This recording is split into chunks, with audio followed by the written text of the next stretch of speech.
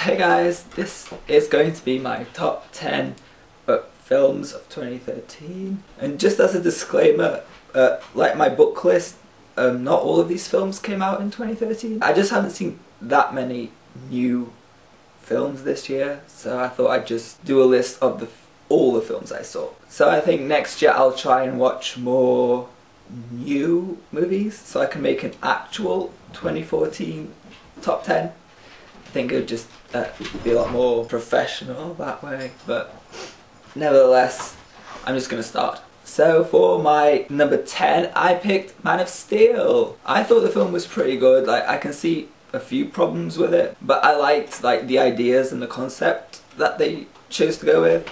I noticed a lot of people who disliked it are actually fans of Superman, and I'm not that familiar with him, so that maybe I had that's why I enjoyed it more. So yeah, even though I can see why people say Superman could have been developed a bit more, Lois Lane could have been developed a bit more, I think as a whole it worked pretty well. I liked Russell Crowe's performance, and Michael Shannon, is that his name? Michael Shannon?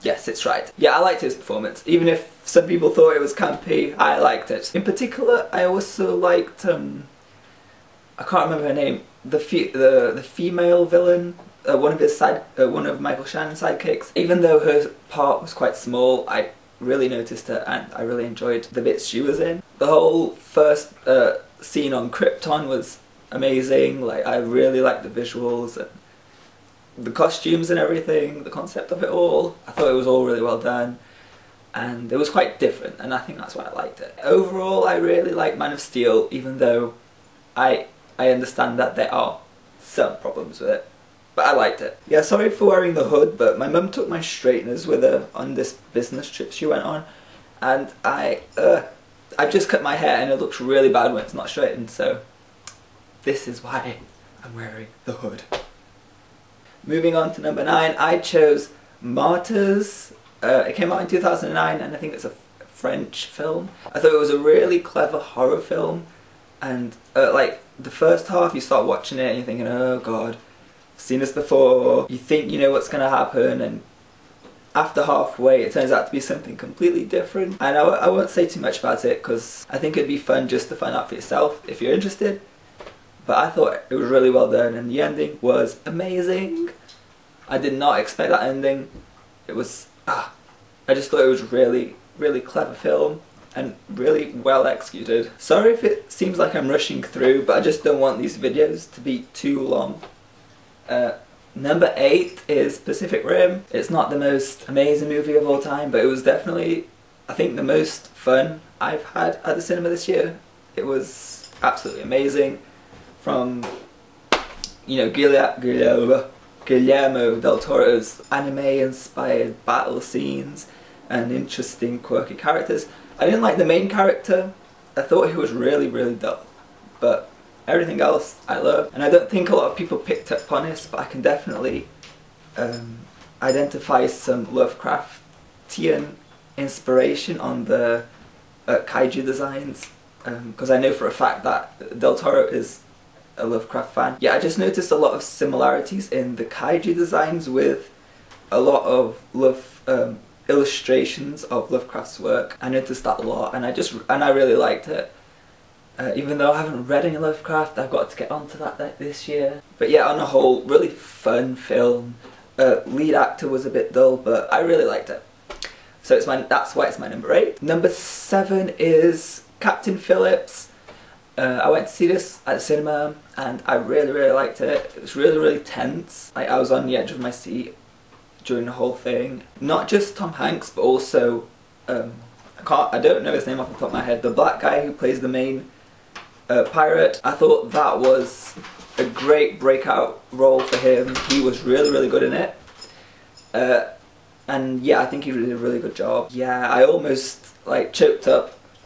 I did actually choke up a bit on the, that end scene with Tom Hanks when he's just escaped and he's in the medical room. That scene. Anyway, I don't need to talk a lot about this one because people, I guess, know what it's about already, so Number 6 is a film that came out in 1991 called Delicatessen. Don't know the name in English. It's a French film, I think. Yeah, I think it's a French film. It's sort of set in this dystopian future, and it's really quirky and artsy, and the cinematography in it is really, really creative and really, really cool. It doesn't tell you a whole lot about how the world works. It's something you have to try and imagine for yourself. It introduces elements here and there, but the world is quite vague in that respect. I thought all the actors were great. Like, there were some really engaging scenes, really, really creative. The sets were really cool, and I can't talk enough about the cinematography. Some of the angles and some of the shots were really creative. I just liked it because it was a creative film. It's not even that big of a film. It's quite, you can tell it's quite small, and I just like the quirkiness of it. It was just really nice. Number 5 is a tie. They're both from the same director, but I couldn't decide putting one over the other because I like them both for separate reasons. But the first one is called Irreversible, and it came out in 2002. Sorry, excuse me. The second one is Enter the Void, and it came out in 2009. Ziggy, stop making noise, please. Thank you. Again, these are French. It's been a really good year for... I've really gotten into my French films. I've discovered that French cinema is really cool. I really like it. I really liked Irreversible just because of the execution. I really like the way they went about executing the concept and idea of it. It starts out absolutely crazy. You don't know what's going on. You don't understand why the characters are doing what they're doing, and it's just really intense. And then it starts going back in time. So instead of being linear in that sense, we start off at the end and we go and travel through time backwards. And as you travel through scene to scene into the past, you start to find out what's going on and why the characters are behaving in this way, and it's really, really well done. It's quite disturbing, some scenes, quite graphic, but I thought the acting and the cinematography combined were really good. A lot of really cool cinematography, actually, in both Irreversible and Enter the Void. And yeah, it's just a really interesting idea. I really like the idea of it. Irreversible was great because of the idea and the journey you go through, and Enter the Void, it was great for those reasons, but mainly because of the visuals. It's set in Tokyo. There are some really great shots of Tokyo at night with all the neon, and the shots over the city. It was amazing. You get to see like some of the less glamorous sides of Tokyo, some of the bit more of the dodgy areas, and I thought that was really interesting. The concept of this video, it's really great too. It's about this drug dealer and one of his friends sets him up. He ends up getting shot by the police, and then the film is about his soul observing like the repercussions of his death. And I thought that was great.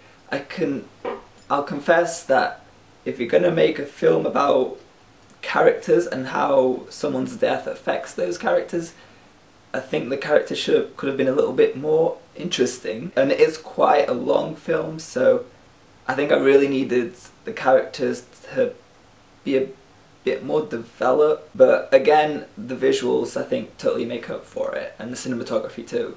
The cinematography is great in both films, so yeah.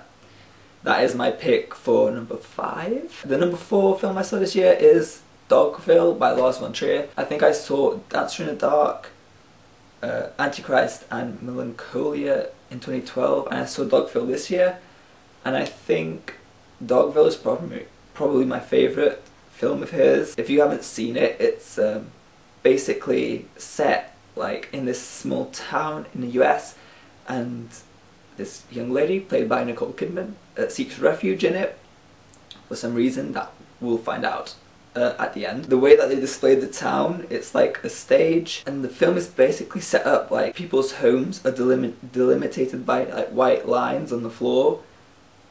Bushes will be delimited by white lines. It'll just say bushes. There are no actual set pieces. They are just lines on the floor, and so you can see everyone, even if they're inside the house. You can see them.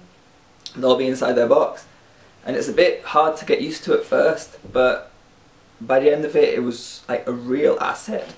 I really got into it, and I thought it was really, really creative, even though for a moment I thought it could have been a bit gimmicky, but I think Lars von Trier pulled through and made something really artistic. And then just seeing how the mentality of townspeople changes and the mentality towards this woman changes, it's really, really interesting, and it tells us a lot about, you know, our human nature and stuff like that.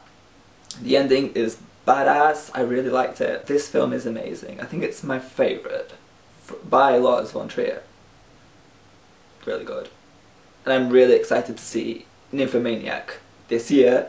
It's going to be great. Number 3 is a documentary, and it's called Blackfish. I am so happy that this film has come out. The thing is, when people make these kinds of movies about animal rights, it's really hard for them not to sound preachy. Like, I know some people just roll their eyes and go, there go those animal rights activists again.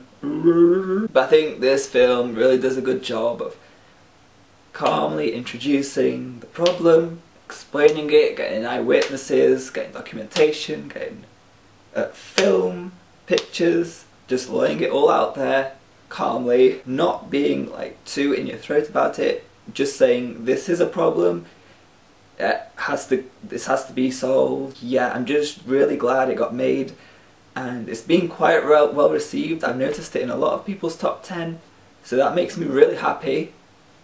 But yeah, if you haven't seen it, it's about the cruelty going on at SeaWorld that's been going on for decades even. How they treat their orcas specifically, you know, from capturing them all the way to the end of their lives. The cover-ups that they've done, it's quite amazing really. I applaud the director for making this film, and I just thought it was so well put together, and I think it's accessible to a lot of people, which is why it's in my top 10. And really amazing. Like, comparing it to another film that came out a few years ago, I think it's called Earthlings, and it's basically, you know, a film about, you know, what goes on behind in the meat industry, you know, slaughterhouses, stuff like that. Those raise the issue and then show you the animals getting killed. I think that way of doing it just really turns people off. People just won't want to watch the film, and people need to want to watch the film, and I think Blackfish did that. So yeah, amazing. I hope the director does more films like this, because she is talented. My second favourite film of the year, it came out in 2001, and it's a lot of people's favourite childhood film, but I'd never seen it, and I'd seen like a lot of stuff on the internet about it, on Tumblr, things like that, so I really wanted to watch it, and it's Spirited Away. It was absolutely wonderful. I loved the art style in it. The hand-drawn animation was great. The character, I can't remember her name, the old lady in it, her face, I just loved the way it was drawn, and it's stuck in my head. Yeah, I can't get over how beautiful it is in terms of imagination and, you know, animation, everything. The fantasy world that they created, I think it was just a really great break for me just to watch like an easy film in comparison to the films I usually watch. But was not simple but really easy to follow. The characters were all great except the lead male role. I just didn't like the look of him, how he was drawn.